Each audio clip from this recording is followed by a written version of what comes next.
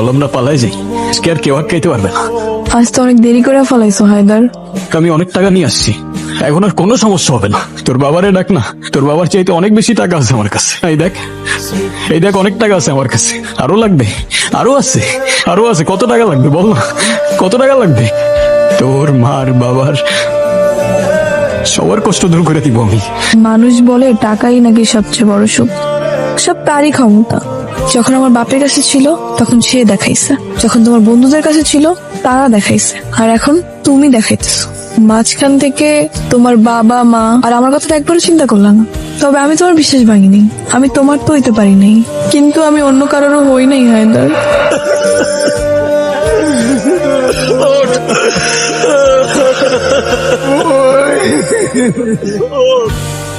আমারে আসিবা মাঝো ঘুমা মানুক